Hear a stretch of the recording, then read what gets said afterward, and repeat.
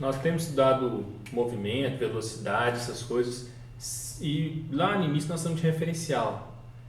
Todas as referências que a gente tem adotado são referenciais parados. O referencial que está observando o movimento está parado em relação ao solo. Só que na aula passada nós começamos a ver vetores. Então a gente vai falar agora de referenciais em que não estão parados em relação ao solo. O referencial se move também. Então o movimento vai ser uma soma de movimentos, vai ser uma composição de movimentos. E a velocidade observada vai ser uma velocidade relativa, vai depender de outros fatores. Então ela vai poder ter diversos valores dependendo da situação. Então um exemplo para isso aqui, suponha que você vai lá para o Shopping Vitória lá e sobe a escada rolante. Só que você está com pressa, em vez de você esperar a escada rolante subir, você caminha pela escada rolante. Então alguém que te observa do lado de fora vai ver você com a velocidade da escada mais a velocidade que você caminha. Então a velocidade que essa pessoa te observa subir a escada rolante, a velocidade relativa que ela vai te ver, vai ser a velocidade da escada mais a velocidade que você tem. Então, a velocidade aqui é relativa. Então, para você tem uma velocidade movendo em relação à escada. Para alguém de fora, você tem, além da sua velocidade, a velocidade com que a escada também está se movendo na mesma direção.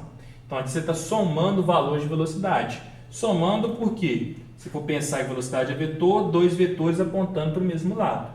Então, é soma de vetores. Mas vamos supor, eu não cumpro regras. Eu quero descer para onde a escada está subindo, eu quero causar a confusão. Então aqui, nesse caso, a escada sobe e você desce. Quem já fez experimento sabe que você demora muito mais. Você desce, mas só que muito mais lentamente você desce a sua escada normal. Por quê? Você tem uma velocidade para baixo, só que a escada tem uma velocidade para cima. A sua velocidade relativa aqui vai ser a velocidade que você tem menos a velocidade da escada. Por quê? Porque aqui, se pensar em velocidade como vetores, você tem um vetor para cima e um vetor para baixo. Sentidos contrários. São sentidos contrários, você subtrai. Para onde você vai, essa velocidade relativa, se ela vai ser para cima ou se vai ser para baixo, vai depender. Você caminha mais rápido do que a escada sobe, ou a escada sobe mais rápido do que você caminha. Então, a gente vai ter esse caso. Vai poder usar isso aqui para quando as velocidades tiverem a mesma direção. Aqui são sentidos contrários, aqui o mesmo sentido. Sentidos contrários você subtrai, mesmo sentido você soma. Outro exemplo mais comum, outro exemplo também bastante visto, é quando essas velocidades não têm a mesma direção. As direções são diferentes. Então, o caso mais comum é alguém atravessando o rio. Então, a pessoa quer atravessar, suponha que isso aqui seja um rio, aqui é uma margem, aqui é outra margem, a pessoa quer atravessar o rio. Esse rio tem largura de 300 metros. Então, a pessoa tenta atravessar um rio nadando. Então, ela nada com 3 metros por segundo. Só que a pessoa começa a nadar aqui, ela não chega no ponto imediatamente à frente, porque além dela ir para cima, a correnteza também puxa. Então, aqui você tem dois movimentos. Esses movimentos, um para cima e outro para frente, vão ser somados. Então, em vez da pessoa parar aqui, ela vai parar num ponto C. Aí você quer saber qual que é a distância do ponto B ao ponto C aqui? Qual que é a distância horizontal que ela percorre devido à correnteza ter puxado? Os movimentos são independentes. Essa velocidade de cá não é interferida pela velocidade da correnteza. Você pode pensar em coisas separadas. Você pode resolver esse separado e esse separado. As velocidades aqui, você pode resolver o problema de maneira diferente. A gente chama de independência dos movimentos. Então, o movimento na vertical não altera o movimento na horizontal. E é a mesma coisa, o movimento na horizontal não altera na vertical. Ou seja, essa velocidade aqui não altera a velocidade que vai para cima. Então, os movimentos são independentes. Então, a gente vai analisar eles de maneira independente. Então, vou pensar primeiro aqui, já que eu sei a velocidade dele nadando, tentando atravessar o rio, e a largura do rio, eu consigo calcular o tempo. Nós vimos isso muitas vezes. Para eu calcular o tempo, eu tenho que dividir a distância pela velocidade.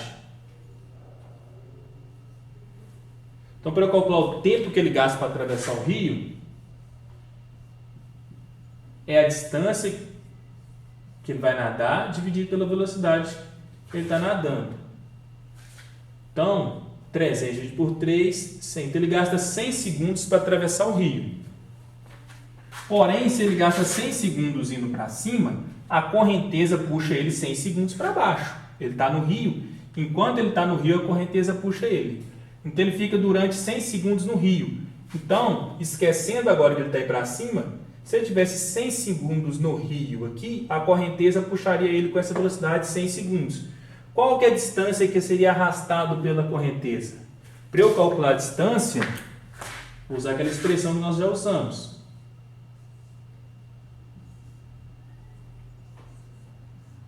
Então, para eu calcular a distância, é a velocidade com que ele está se movendo. Agora eu estou pensando na velocidade com que ele desce o rio devido à correnteza, vezes o tempo que ele ficou dentro do rio, que é o tempo que ele demorou para atravessar, 100 segundos. Então, a distância aqui, ó, 200 metros. Então, essa distância do ponto B até o ponto C é 200 metros. Então, é um outro exemplo muito comum de se cair quando cobra velocidade relativa, composição de movimentos, independência das velocidades. São todos os termos para falar dessas coisas. Que as velocidades podem ser olhadas de maneira diferente, separadas, ou podem ser pensadas como vetores, está somando vetores.